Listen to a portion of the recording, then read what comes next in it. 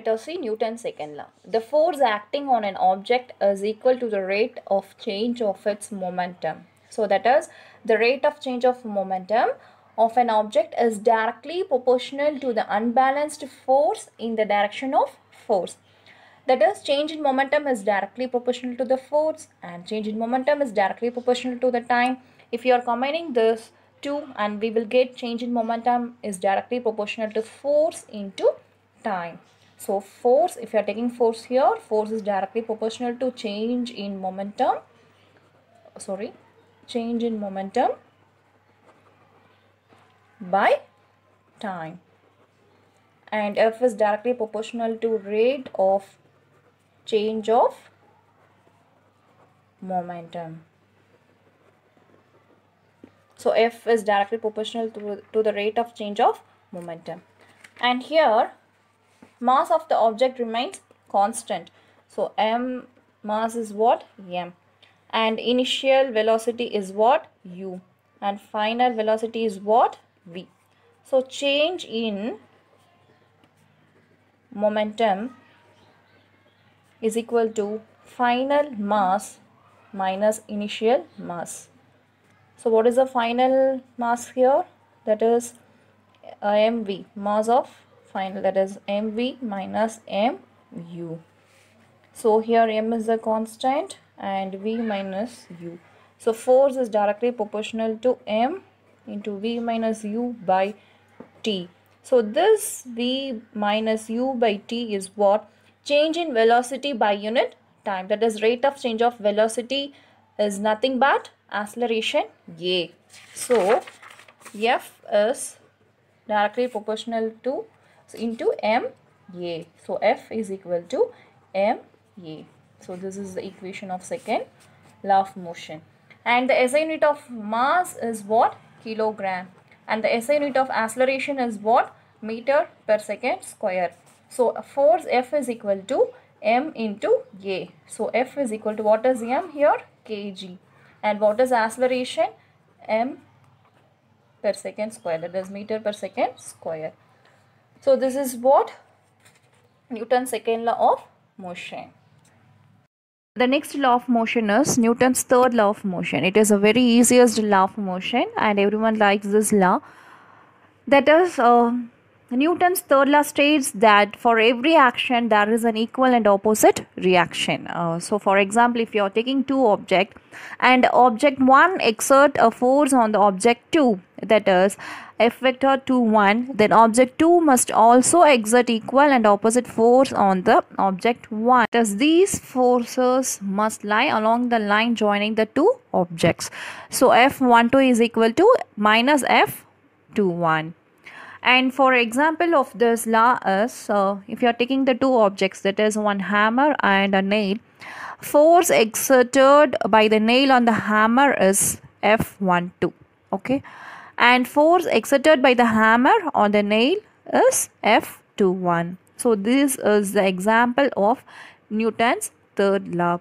And another example we can say, if you are walking, the one foot is, that is action force exerted by the feet on ground, and another force exerted by the earth on the feet. So action is what? Force exerted by the feet on ground, and reaction is what? Force exerted by the earth on the feet. So these are the examples of Newton's third law. Let us see discussion on Newton's law. So discussion on Newton's law means now we are going to see all the laws. So Newton's law are vector laws. The equation F vector is equal to ma vector is a vector equation. That means Newton's law or vector law. Vector law means vector is denoted as a specified direction. So F vector is equal to ma vector. So that is a vector equation. So vector means what? It is denoted as a direction, and essentially it is equivalent to three scalar equations. So we can able to change the vector equation into scalar equation by using Cartesian coordinates. So we know that Cartesian coordinates means what? xi, yj, z, k. So these are the Cartesian coordinates. So how can we write here? So if you are taking the force F, and we can write F xi cap plus F yj cap plus F zk cap is equal to, if you are writing Cartesian equation for this. So we can write MAXI cap plus MAYJ cap plus MAZ K cap. Okay. And Fx is equal to max, that is acceleration along the x direction. Here Fy is equal to may, that is acceleration along the y direction. And here Fz is equal to maz, that is acceleration along the z direction. Second point is the acceleration experienced by the body at time t depends on the force which acts on the body at that instant of time, which means if a body has an acceleration that depends on the time t, and the time t is depends on the force which acts on the body at that instant of time, which means it does not depend on the force which acted on the body before the time. So it does not depend the body before the time t.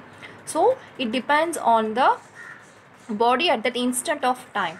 So we can express as a force, that is F vector into T is equal to, we know the formula of F vector, so M A vector into T. And third point, in general the direction of a force may be different from the direction of motion. For example, this is I think let us assume this is a car. If a car is moving and the acceleration is also moving in this side, so the direction and the force is in the same direction, but it may be not be in the same direction, that is the direction of a force may be different from the direction of motion. Though in some cases the object may move in the same direction as the direction of the force, it is not always true. That means in some cases if the object is moving in one direction and the force is applying in the another direction. So now let us see some of the examples. The first case is force and motion in the same direction. For example, when an apple falls towards the earth, so the direction of motion, that is the direction of velocity of apple, and the force are in the same downward direction. So this is what force and motion in the same direction.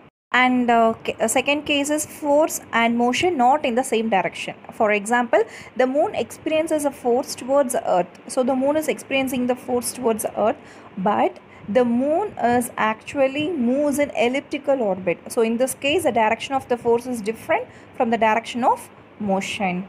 And third case is force and motion in opposite direction. That is when a boy is throwing a ball thrown vertically upward, so the direction of motion is upward but gravitational force is downward, so it is said to be force and motion in opposite direction. And next case 4 is zero net force but there is motion. That means if an object falls down, it has a motion but there is no force. For example, when a raindrop gets detached from the cloud, it experiences both downward gravitational force and upward air drag force. But a raindrop comes with zero net force, therefore with zero acceleration but with non-zero terminal velocity. So this is the example for zero net force. Okay, now let us see the fourth point. If multiple forces F1 vector, F2 vector, F3 vector and up to Fn vector act on the same body, then the total force F vector net is equivalent to the vectorial sum of the individual forces, which means if a body containing many multiple forces on the same body, if one body containing many multiple forces, then the force that is called what? Total force is called what? F vector, that is F net vector. For example, I am taking here A vector and this is the B vector. If I am adding this to A vector and B vector, I am getting the resultant vector C vector. So A vector plus B vector is equal to C vector. So here F vector, that is F net vector, is equal to F1 vector plus F2 vector plus F3 vector. That is the total force is equal to the multiple forces. Okay, next let us see the fifth point. Newton's second law can also be written in the following term. Here, if we are differentiating the vector two times, the first time we will get velocity, and if you are differentiating the second time we will get acceleration. So here we are going to differentiate the position vector. So this is R is the position vector. So here we are going to differentiate the R vector, that is position vector, and then we will get what? Acceleration. So the force on the body is What is the formula? F vector is equal to ma vector. Instead of a vector, we are going to put d square or vector by dt square. So F vector is equal to md square or vector by dt square. So from this derivation, from this equation, if F vector is not equal to 0, so the force is acting on the body, and if no force acts on the body, then Newton's second law is m dv vector by dt is equal to 0, which is, if I am differentiating the v vector, what I will get? Dv by dt, that is d vector by dt is equal to what? Acceleration. So if I am differentiating the velocity and I am getting the what? Acceleration. So that is m dv by dt is equal to 0. So here v vector is equal to constant. So constant means if we are derivating the equation, if we are derivating the velocity and it becomes constant, and answer will get 0. So no force acts on the body. Okay, last point is Newton's second law is cause and effect relation. So effect here, cause means it is denoted as force and effect means it is denoted as acceleration. So effect should be written on the left hand side and cause should be written on the right hand side. So here we are going to write the acceleration on the left hand side and cause, that is force on the right hand side. So ma vector is equal to f vector, or dp vector by dt is equal to f vector. So f is directly proportional to the change of momentum. So we are writing dp vector by dt. Thank you.